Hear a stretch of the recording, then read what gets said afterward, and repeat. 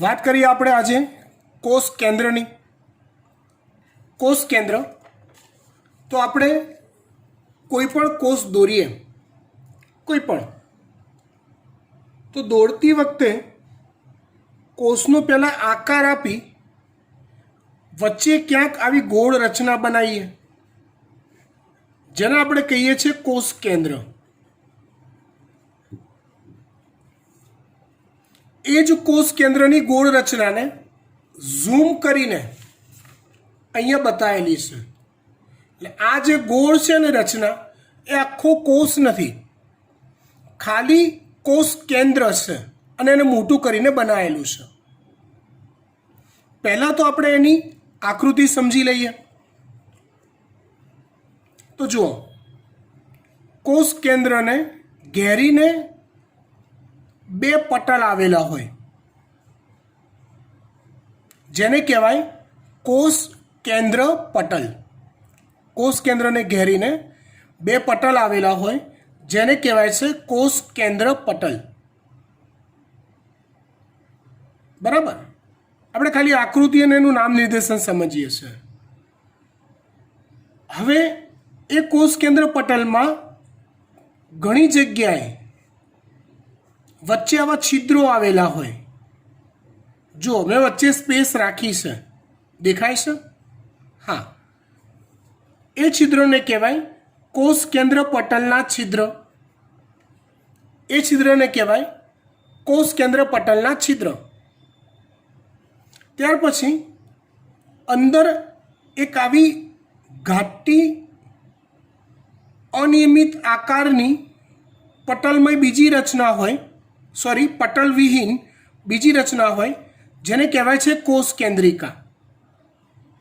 બાકીનો એ સિવાયનો જે વિસ્તાર છે એ છે કોષ કેન્દ્રનો રસ.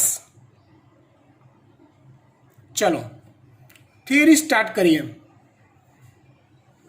તો કોષ કેન્દ્રની શોધ, તો એની શોધ 1831ની સાલમાં થઈ. સૌપ્રથમ રોબર્ટ બ્રાઉન, કયો વૈજ્ઞાનિક?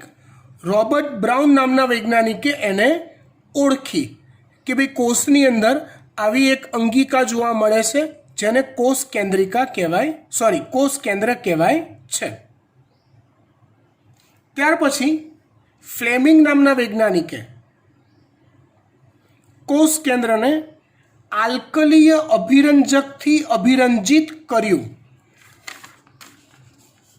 આવા બે શબ્દો યાદ રાખવાના. આલ્કલીય નો અર્થ થાય છે બેઝિક. એવો બીજો શબ્દ આવશે અમ્લીય, જેનો અર્થ થાય છે એસિડિક.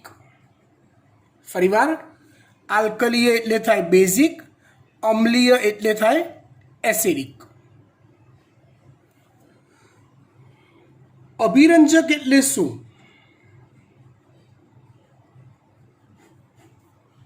તો કોષમાં આવેલી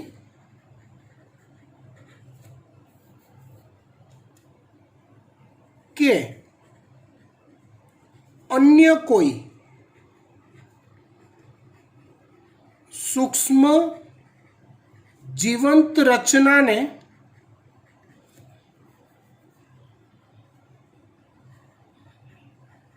અલગ ઓળખવા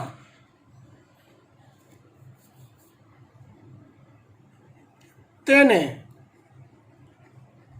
અભિરંજિત કરતું હોય.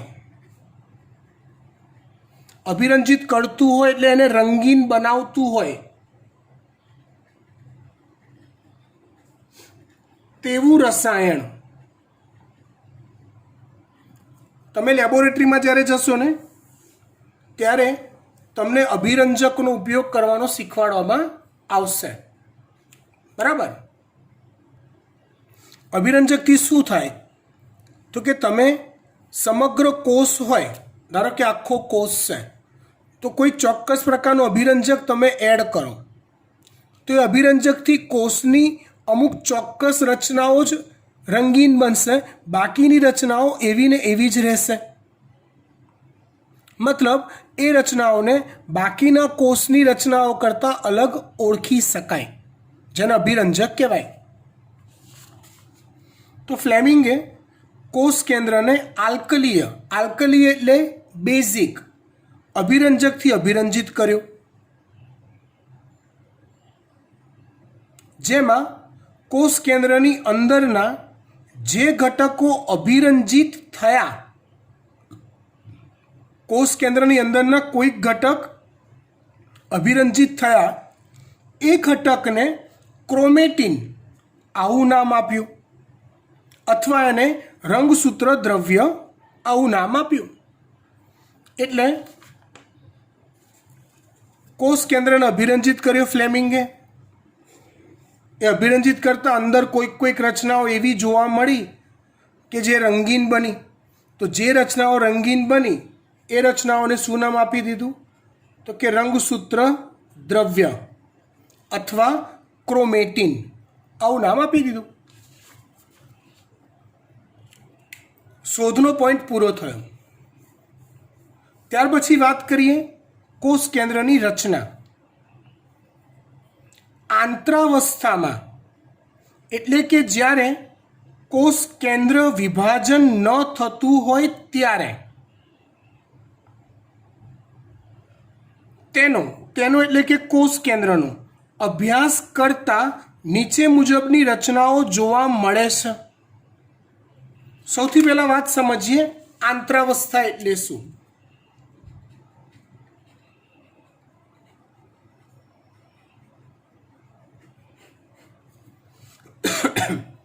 આંતરાવસ્થા સમજવા માટે હું તમને કોષનું જીવન ચક્ર સમજાવું, અથવા એને કહેવાય છે કોષ ચક્ર. એક આવું હોય, ધ્યાન આપજો બરાબર.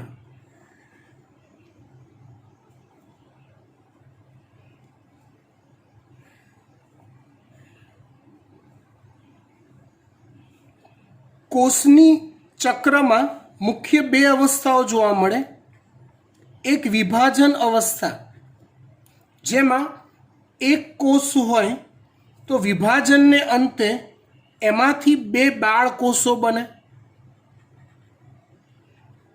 જેને કોષ વિભાજન કહેવાય. ત્યાર પછી એ બાળ કોષો બીજી એક અવસ્થામાંથી પસાર થાય, જેને આંતરાવસ્થા કહેવાય. એ આંતરાવસ્થામાંથી પસાર થઈ કોષ ફરી પાછા પુખ્ત બને.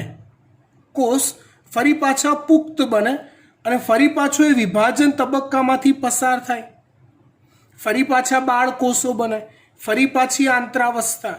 ઇન શોર્ટ, આંતરાવસ્થા એટલે શું? તો કે બે સક્રિય કોષ વિભાજન વચ્ચેની અવસ્થા એટલે આંતરાવસ્થા. આ એક વિભાજન, બીજું વિભાજન. તો બે વિભાજન આવે એની વચ્ચે કઈ અવસ્થામાંથી કોષ પસાર થાય? તો કે આંતરાવસ્થામાંથી. રાઈટ. તો અહીંયા હું એવું કહું છું કે જ્યારે તમે આંતરાવસ્થામાં કોષનો અભ્યાસ કરતા હો, આ અવસ્થામાં, ત્યારે જ તમને કોષ કેન્દ્ર અને એની અંદરની વિવિધ રચનાઓ સ્પષ્ટ જોવા મળે છે. કોષ જ્યારે વિભાજન અવસ્થામાં હોય ત્યારે કોષ કેન્દ્ર એ વિભાજનના એક ભાગરૂપે છૂટું છવાયું અથવા વહેંચાઈ જાય છે, એનું અસ્તિત્વ રહેતું નથી. આવી જે રચના છે, આવું કોષ કેન્દ્ર, એ તમને ફક્ત અને ફક્ત આંતરાવસ્થામાં જ જોવા મળે છે. જ્યારે વિભાજન શરૂ થઈ ગયું હોય ત્યારે આવું કોષ કેન્દ્ર જોવા મળતું નથી. અહીંયા એ જ કહેશે કે તમારે કોષ કેન્દ્રનો ડિટેલમાં અભ્યાસ કરવો છે. એની અંદર આવેલી બધી રચનાઓ ડિટેલમાં સમજવી છે. હા, તો તમારે ક્યારે અભ્યાસ કરવો પડશે? તો કે આંતરાવસ્થામાં. ચલો, આંતરાવસ્થામાં કોષ કેન્દ્રનો અભ્યાસ કરતા હોઈએ તો એમાં મુખ્ય રચનાઓ 3 જોવા મળે છે. એક, કોષ કેન્દ્ર પટલ. કોષ કેન્દ્રને ઘેરીને આવેલું પટલ, આ બ્લુ કલરનું દોર્યું છે એ, જેને કહેવાય કોષ કેન્દ્ર પટલ. બીજું, કોષ કેન્દ્રિકા, આ રહી. ત્રીજું, રંગસૂત્ર દ્રવ્ય, જે અહીંયા સ્પેસિફિક બતાવ્યું નથી પણ આગળ સમજણ પડી જશે. આ 3 રચનાઓ કોષ કેન્દ્રમાં આવેલી હોય. એક કોષ કેન્દ્ર પટલ, બીજું કોષ કેન્દ્રિકા અને ત્રીજું રંગસૂત્ર દ્રવ્ય.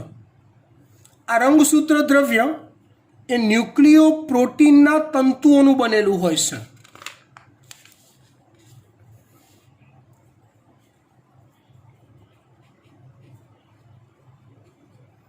રંગસૂત્ર દ્રવ્ય શેનું બનેલું હોય છે? તો કે ન્યુક્લિયો પ્રોટીનના તંતુઓનું બનેલું હોય છે. ન્યુક્લિયો પ્રોટીન એટલે શું? તો કે ન્યુક્લિક એસિડ વિથ પ્રોટીન. સમજો, ન્યુક્લિક એસિડ 2 પ્રકારના હોય. એક ડીએનએ, આખું નામ બોલીશ એટલે સમજ પડશે. Deoxyribonucleic acid. RNA, ribonucleic acid. અને અહીંયા જે પ્રોટીન હોય એ પણ 2 પ્રકારના હોય છે.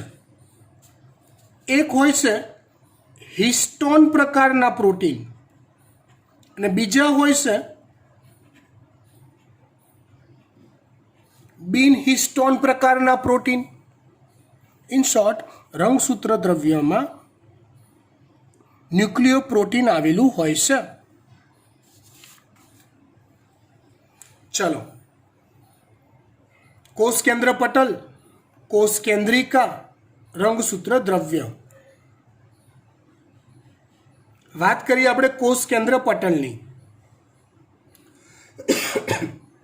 ઇલેક્ટ્રોન માઇક્રોસ્કોપમાં અભ્યાસ પરથી એ સ્પષ્ટ થાય છે કે કોષ કેન્દ્ર પટલ 2 સમાંતર પટલોથી બનેલો હોય છે.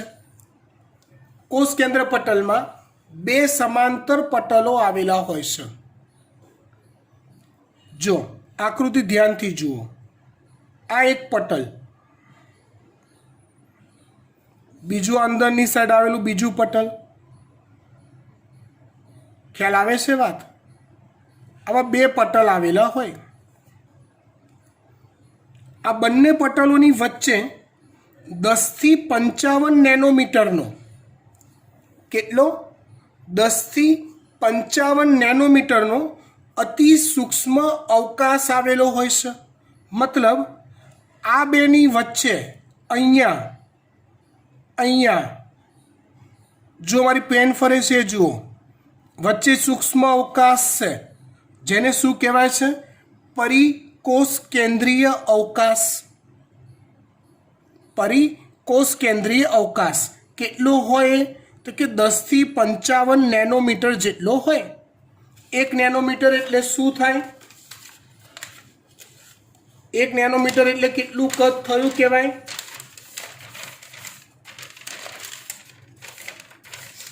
ફિઝિક્સમાં આવે છે તમારે, પારિમાણિક સૂત્રો જો શીખ્યા હો તો, નહીંતર હવે આવશે. 1 નેનોમીટર બરાબર 10⁻10 મીટર થાય. 1 નેનોમીટર એટલે 10⁻9 મીટર થાય. 1 નેનોમીટર એટલે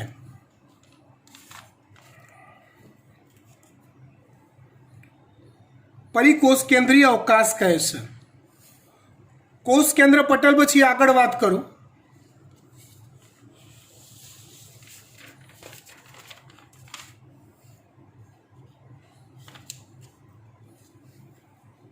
ચલો, આ પટલ કોષ કેન્દ્રમાં જોવા મળતા દ્રવ્યો અને કોષરસમાં જોવા મળતા દ્રવ્યો વચ્ચે અવરોધનનું કાર્ય કરે છે.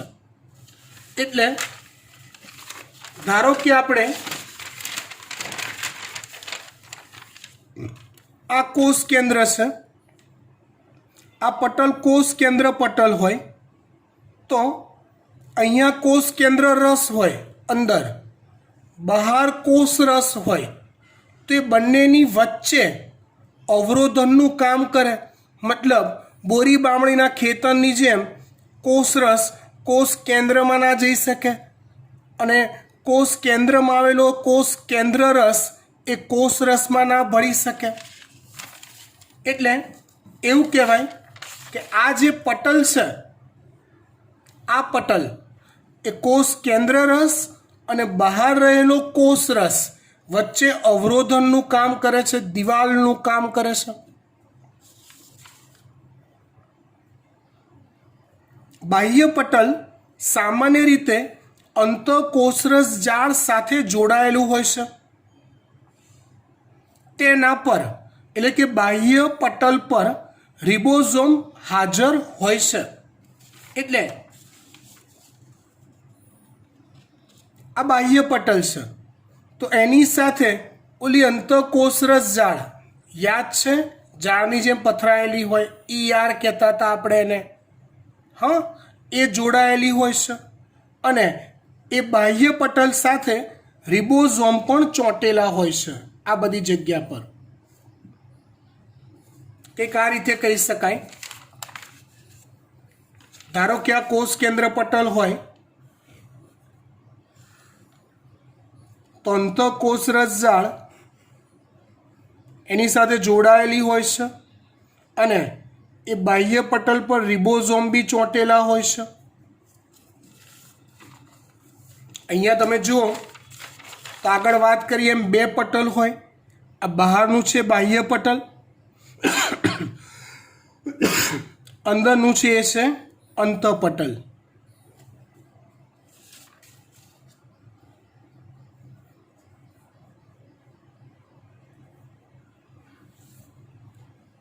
આગળ વાત કરીએ. બંને પટલોના જોડાણ સ્થાને ઠેક ઠેકાણે છિદ્રો રચાય છે, જેને કોષ કેન્દ્ર પટલના છિદ્ર કહે છે. જો આ છે કોષ કેન્દ્ર પટલનું બાહ્ય પટલ, આ પછી આ છે કોષ કેન્દ્ર પટલનું અંતઃપટલ, રાઈટ. એ બંને પટલ જુઓ અહીંયા જોડાય છે, અહીંયા જોડાય છે.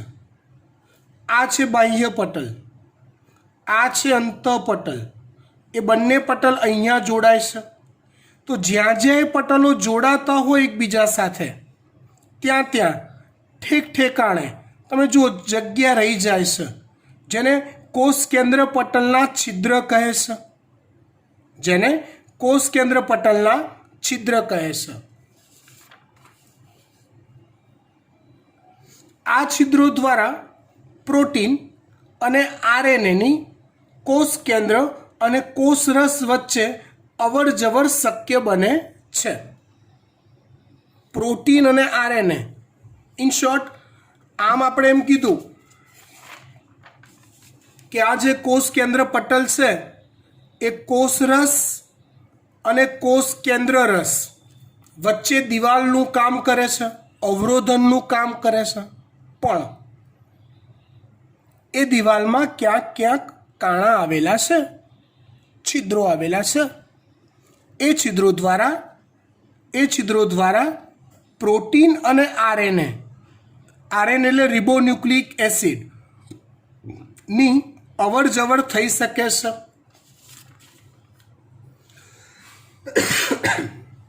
ત્યાર પછી કોષમાં કોષ કેન્દ્રની સંખ્યા. તો કેટલા કોષ કેન્દ્ર હોય? તો કે જનરલી એક કોષમાં એક જ કોષ કેન્દ્ર હોય છે,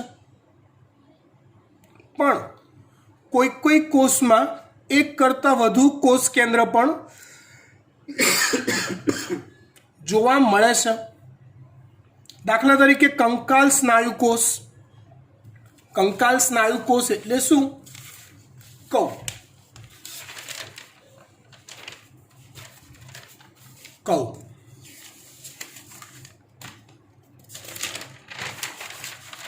જો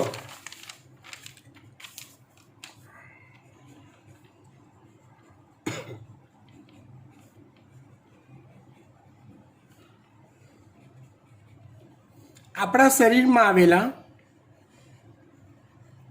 હાડકા સાથે જોડાયેલા જે સ્નાયુઓ છે એને કંકાલ સ્નાયુ કહેવાય છે. હવે એ કંકાલ સ્નાયુનો એક કોષ ધારો કે આવો હોય છે.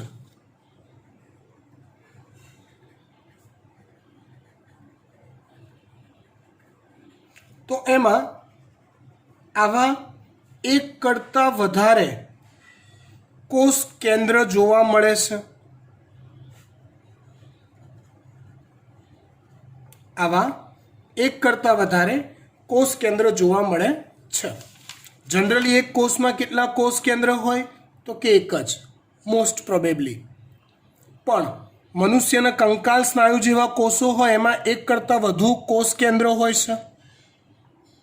અને હા, કેટલા કોષ એવા પણ હોય કે જેમાં કોષ કેન્દ્રનો અભાવ પણ હોય છે. દાખલા તરીકે માનવ રક્તકણ, મનુષ્યના રક્તકણ જે છે એમાં કોષ કેન્દ્ર હોતું નથી. ચાલની નલિકા. ચાલની નલિકા એટલે યાદ કરો, તમે જલવાહક અન્વાહક પેશી ભણી ચૂક્યા છો વનસ્પતિમાં આગલા ધોરણોમાં. તો એમાં અન્વાહક પેશીનો એક એકમ છે. કોણ? ચાલની નલિકા. કોનો એક એકમ છે? અન્વાહક પેશીનો. ઓકે, ચલો, આપણી વાત ચાલી રહી છે કોષ કેન્દ્રની. ઇલેક્ટ્રોન માઇક્રોસ્કોપમાં એનો અભ્યાસ કર્યો તો ખબર પડી કે એમાં કોષ કેન્દ્ર પટલ, કોષ કેન્દ્રિકા, રંગસૂત્ર દ્રવ્ય જોવા મળે છે. આપણે કોષ કેન્દ્ર પટલની વાત કરી. પછી વચ્ચે કોષમાં કોષ કેન્દ્રની સંખ્યા ઘૂસેડી. હવે વાત કરવાની આવશે કોની? તો કે કોષ કેન્દ્રિકાની. કોની વાત આવશે? કોષ કેન્દ્રિકાની. કોષ કેન્દ્રિકા તો કે કોષરસમાં આવેલી ગોળાકાર રચનાઓ કે જે પટલ રહિત રચના છે. ચલો, હું તમને એવું પૂછું, આપણે અત્યાર સુધી જે બી ભણી ગયા એમાં કોષમાં આવેલી બીજી કઈ રચના એવી જોઈ કે જે પટલ રહિત હોય? યાદ કરીને કહો. Yes, ribosome. રિબોઝોમ ભણી ચૂક્યા ને, એમાં એવું આવી ગયું કે તે પટલ વિહીન અંગિકા છે. સેમ વે આ કોષ કેન્દ્રિકા પણ કેવી રચના છે? પટલ વિહીન રચના છે. એને ઘેરીને કોઈ પટલ આવેલું હોતું નથી. ત્યાર પછી તેનું દ્રવ્ય એટલે કે કોષ કેન્દ્રિકાનું દ્રવ્ય બાકીના કોષ કેન્દ્ર રસના સતત સંપર્કમાં રહે છે. આ તો સિમ્પલ લોજિક છે કે એને ઘેરીને કોઈ પટલ ના આવેલું હોય તો બાકીનો કોષ કેન્દ્ર રસ એના સીધા સંપર્કમાં હોય જ સતત. આ કોષ કેન્દ્રિકા છે. એની બહાર કોઈ પટલ નથી, એની બહાર કોઈ પટલ નથી. તો અહીંયા જે કોષ કેન્દ્ર રસ હોય આ બધું એ એના સીધા સંપર્કમાં સતત રહેવાનો જ છે. ઓકે, તે સક્રિય આરઆરએનએના સંશ્લેષણનું સ્થાન છે. મતલબ કોષ કેન્દ્રિકા એ આરઆરએનએનું સંશ્લેષણ કરે છે. આગળ જ્યારે મેં રિબોઝોમ શીખવાડ્યું હતું એના રેફરન્સના પેજીસ પર એકવાર નજર નાખો. આમ તો તમને યાદ જ હશે, છતાં બી એમાં આરએનએના 3 પ્રકાર કીધા હતા. એમઆરએનએ, tRNA અને rRNA.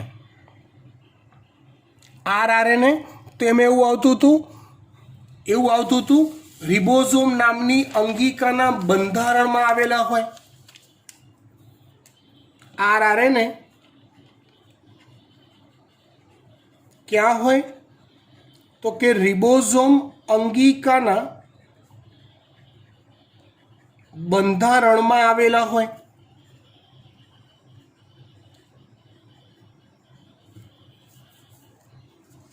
તો એ rRNA નું સંશ્લેષણ કોષ કેન્દ્રિકામાં થાય છે.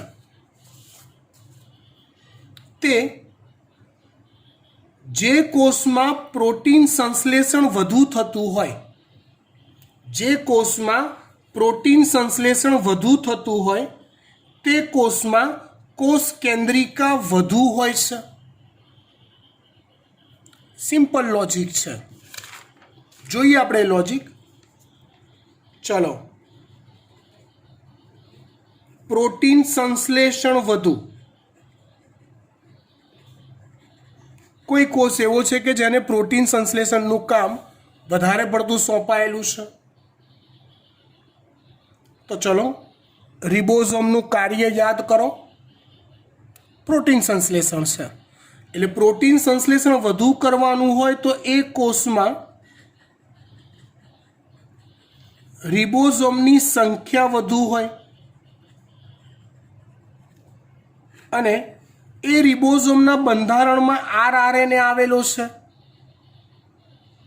એ રિબોઝોમના બંધારણમાં rRNA આવેલો છે એટલે એ વધુ સંખ્યાના રિબોઝોમ પેદા કરવા હોય તો એ કોષોમાં rRNA નું વધુ સંશ્લેષણ થવું જોઈએ અને rRNA નું વધુ સંશ્લેષણ કરવા માટે કોષ કેન્દ્રિકા વધુ જોઈએ. સિમ્પલ. કોષોમાં પ્રોટીન સંશ્લેષણ વધુ થતું હોય તેવા કોષોમાં કોષ કેન્દ્રિકાઓની સંખ્યા વધારે હોય. કેમ ભાઈ? તો કે કોષ કેન્દ્રિકા વધુ હશે તો rRNA વધુ બનશે, એ વધુ બનશે તો એટલા રિબોઝોમ વધુ બનશે ને એવા રિબોઝોમ જેટલા વધુ બનશે એટલું પ્રોટીન સંશ્લેષણ વધુ થશે. ક્લિયર? કોષ કેન્દ્રિકાની ચર્ચા આપણે પૂરી કરીએ છીએ.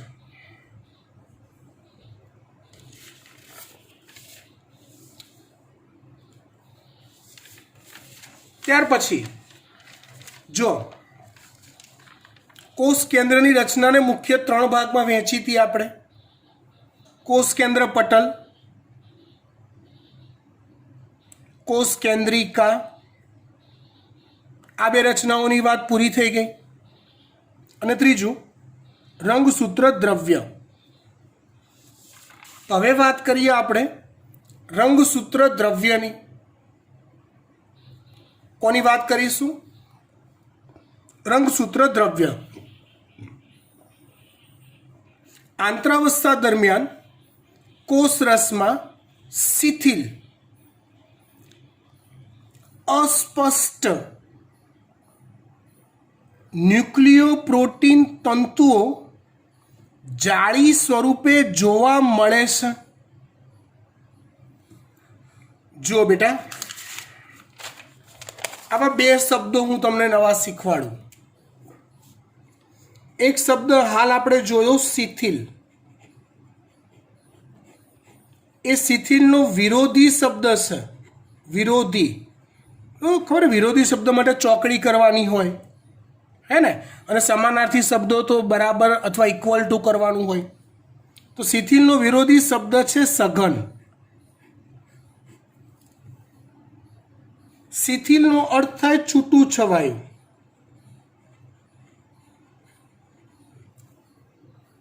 વેરવિખેર, પથરાયેલું, લૂઝ જેને કહેવાય. અને સઘન એટલે થાય ઘન જેવું. હું આનું તમને મસ્ત ઉદાહરણ આપું, એકદમ મસ્ત. ધ્યાન આપજો. આપણે દૂધ લઈએ તો એ દૂધ કેવી રચના છે? તો પ્રવાહી જેવી રચના છે. દૂધ એ પ્યોર પ્રવાહી નથી, પણ પ્રવાહી જેવી રચના લાગે. હવે ધારો કે હું એ જ દૂધમાંથી દહીં બનાવું, સમજજો હો, તો એ દહીં જે બનશે ને એ શિથિલ સ્વરૂપ કહેવાય. હવે તમને જો ખબર હોય તો અમૂલ દહીંનું પેલી ડબ્બીમાં મળતું પેકિંગ આવે છે, ડબ્બીવાળું. અમૂલમાં બે પ્રકારના દહીં આવે, એક લૂઝ કોથળીમાં હોય, બીજું ડબ્બીમાં હોય. એ બંને દહીંનો ફરક યાદ કરી લો. આપણે બધાએ ક્યારેક ને ક્યારેક એ બંને જોયા હશે. નથી જોયા તો જાઓ આજુબાજુમાં ક્યાંક અમૂલની દુકાન હશે, બંને દહીં લઈ આવો, એકવાર અભ્યાસ પૂરો કરી લો, ભાઈ લસ્સી બનાવીને પી જાઓ. અને થોડીક વધે તો અમને બોલાવો, અમે આવીશું. થેન્ક યુ આમંત્રણ આપવા માટે. જોઈએ આજે લેક્ચર પછી કેટલા લોકો આમંત્રણ આપે છે. પણ હા, જે લોકો આજે અમૂલનું દહીં લેવા જાય અને અભ્યાસ કરે એ જ લોકો આમંત્રણ આપે, આપણે આવીશું, લસ્સી આપણને ભાવે. એનીવે, તો એ જે લૂઝ પેકિંગવાળું દહીં એ શિથિલ હોય, અને પેલી ડબ્બીમાં જે ગઠ્ઠાવાળું દહીં હોય ને એ દહીં જ છે પણ સઘન છે. અહીંયા હું એવું કહું છું, શું કહું છું તો કે આંતરાવસ્થા દરમિયાન જ્યારે કોષ કેન્દ્ર સ્પષ્ટ દેખાતું હોય દરમિયાન કોષરસમાં શિથિલ દહીં વિચારી લો, ઓલું લૂઝ પેકિંગવાળું, અસ્પષ્ટ ક્લિયર ના સમજી શકાય એવું ન્યુક્લિયો પ્રોટીન તંતુઓ, ન્યુક્લિક એસિડ અને પ્રોટીન, ન્યુક્લિક એસિડ અને પ્રોટીન યાદ કરો, હમણાં જ મેં સમજાયું. ક્યાં ગયું? ઉભા રહો. ક્યાં ગયું? આ રહ્યું. ઉભા રહો. આ રહ્યું. ન્યુક્લિયો પ્રોટીનના તંતુઓ એટલે ન્યુક્લિક એસિડ અને પ્રોટીન. તો ન્યુક્લિક એસિડ કયા છે? ડીએનએ અને આરએનએ. અને પ્રોટીન કયા છે? હિસ્ટોન અને બિન હિસ્ટોન. રાઈટ. તો આવા ન્યુક્લિયો પ્રોટીનના તંતુઓ ખબર ના પડે એવા ઝાડની જેમ ગોઠવાયેલા હોય, જેને રંગસૂત્ર દ્રવ્ય અથવા ક્રોમેટીન કહે છે. ગુડ, ખબર પડી ગઈ. પરંતુ કોષ વિભાજનના વિવિધ તબક્કાઓ દરમિયાન રંગસૂત્ર દ્રવ્ય રંગસૂત્ર સ્વરૂપે જોવા મળે છે. એટલે અહીંયા ઓલો ગઠ્ઠો થઈ જાય છે. લૂઝવાળું જે દહીં હતું ને અમૂલનું, એની જગ્યાએ અમૂલની ડબ્બીમાં જે ગઠ્ઠો દહીં આવે ને એવો ગઠ્ઠો થઈ જાય છે. આવું ગઠ્ઠા સ્વરૂપે અથવા સઘન સ્વરૂપે જે રચના જોવા મળે છે ને રંગસૂત્ર કહેવાય છે. જો અહીંયા સાઈડ પર દોરું છું, ધ્યાન આપજો. આંતરાવસ્થા દરમિયાન કોષમાં જ્યારે હું રંગસૂત્ર દ્રવ્ય જોઉં ત્યારે આવું હોય છે, આવું કંઈ સમજણ ના પડે એવું રંગસૂત્ર દ્રવ્ય શિથિલ. પણ વિભાજનની વિવિધ અવસ્થાઓ દરમિયાન તે આવા મસ્ત રંગસૂત્ર જેવી રચનાઓમાં ફેરવાઈ જાય છે. આ સ્પષ્ટ રચના છે, આ અસ્પષ્ટ છે. આ સઘન રચના જેવી લાગે, આ શિથિલ રચના છે. આંતરાવસ્થામાં શિથિલ હોય અને વિભાજનના વિવિધ તબક્કાઓ દરમિયાન રંગસૂત્ર દ્રવ્ય સઘન હોય.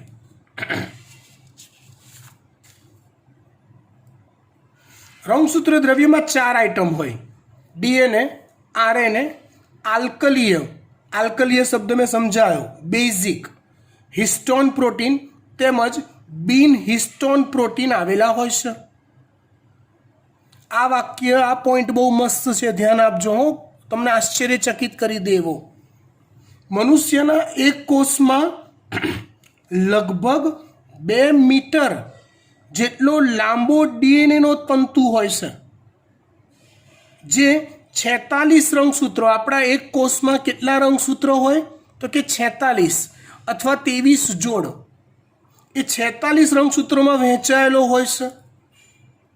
આનો અર્થ એવો થયો બેટા, આપણા કોઈ પણ એક કોષ ઉઠાવી લો, એ કોષમાં રંગસૂત્રોમાં જેટલા બી ડીએનએ છે બધા ડીએનએના જોડીને એક સળંગ દોરો બનાવો અને દોરાને લાંબો કરી દો તો એ ડીએનએનો દોરાની લેન્થ 2 મીટર જેટલી થાય. અધધ કહેવાય ભાઈ.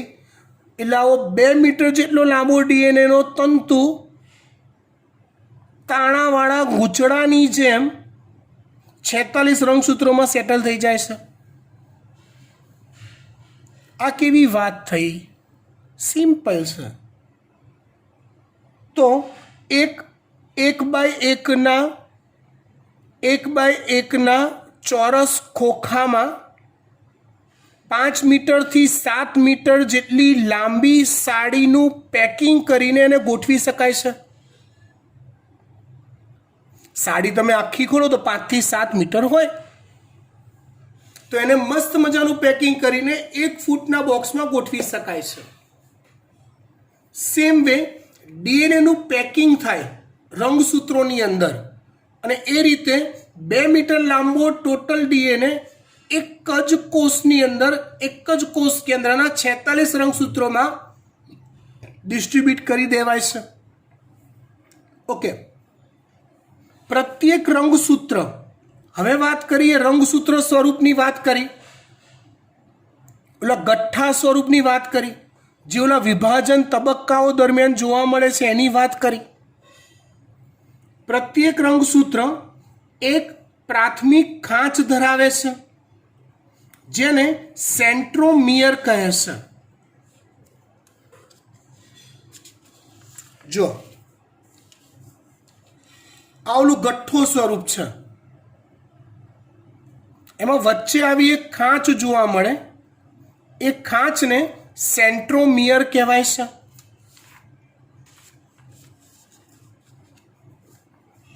એ સેન્ટ્રોમિયર પર બિંબ આકારની, બિંબ એટલે થાય તકતી, બિંબ એટલે થાય તકતી અથવા ચપટી સપાટી, બિંબ એટલે થાય તકતી અથવા ચપટી સપાટી, બિંબ આકારની રચના જોવા મળે છે જેને કાઇનેટોકોર કહે છે. ફરી એકવાર, પ્રત્યેક રંગસૂત્રમાં એક પ્રાથમિક ખાંચ હોય જેને સેન્ટ્રોમિયર કહેવાય. એ સેન્ટ્રોમિયર પર બિંબ આકારની રચના જોવા મળે જેને કાઇનેટોકોર કહેવાય છે. હવે સેન્ટ્રોમિયર ક્યાં આવેલું છે? એને આધારે રંગસૂત્રોના 4 પ્રકાર પડે છે. કયા 4 પ્રકાર પડે? તો એક છે મેટાસેન્ટ્રિક, એક પ્રકાર કયો છે? મેટાસેન્ટ્રિક. બીજો પ્રકાર છે સબ મેટાસેન્ટ્રિક, ત્રીજો પ્રકાર છે એક્રોસેન્ટ્રિક અને ચોથો પ્રકાર છે ટીલોસેન્ટ્રિક. કયા 4 પ્રકાર? મેટાસેન્ટ્રિક, સબ મેટાસેન્ટ્રિક, એક્રોસેન્ટ્રિક અને ટીલોસેન્ટ્રિક. મેટાસેન્ટ્રિક, જો ફરક કંઈક આવો છે. મેટાસેન્ટ્રિક રંગસૂત્રમાં સેન્ટ્રોમિયર બરાબર વચ્ચે હોય, એટલે રંગસૂત્રની બંને ભુજાઓ લગભગ સરખા કદની રહે, આ વચ્ચે વચ્ચે. એટલે બીજા નંબરનું છે સબ મેટાસેન્ટ્રિક છે. એક જ મિનિટ હો, એક જ મિનિટ. આ પહેલા નંબરનું છે કયું છે? મેટા. બીજા નંબરનું કયું છે? સબ મેટા. ત્રીજા નંબરનું કયું છે? એક્રોસેન્ટ્રિક. ચોથા નંબરનું કયું છે? તો કે ટીલોસેન્ટ્રિક. જો મેટાસેન્ટ્રિકમાં સેન્ટ્રોમિયર વચ્ચે હોય એટલે બંને ભુજાઓ એક સરખી લાગે. સબ મેટાસેન્ટ્રિકમાં બે ભુજાઓ ટૂંકી લાગે, બે ભુજાઓ લાંબી લાગે. મતલબ કે સેન્ટ્રોમિયર એ બે ભુજાઓની વધારે નજીક હોય. એક્રોસેન્ટ્રિક તો સેન્ટ્રોમિયર થોડુંક દૂર વધારે હોય, એટલે બે ભુજાઓ, એક ભુજા સાવ ટૂંકી લાગે, એક તરફની ભુજાઓ એકદમ લાંબી લાગે, એને એક્રોસેન્ટ્રિક રંગસૂત્ર કહેવાય. ટીલોસેન્ટ્રિકમાં સેન્ટ્રોમિયર એ બે ભુજાઓની ટોપ પર હોય, એટલે આપણને ખાલી બે જ ભુજાઓ જોવા મળે. કેટલાક રંગસૂત્રમાં જ્યારે તમે અભિરંજકનો ઉપયોગ કરો, બધા રંગસૂત્રમાં નહીં, કેટલાક રંગસૂત્રમાં જ્યારે તમે અભિરંજકનો ઉપયોગ કરો ત્યારે એના દૂરના છેડે અરંજિત, કઈ બોલ્યો હું?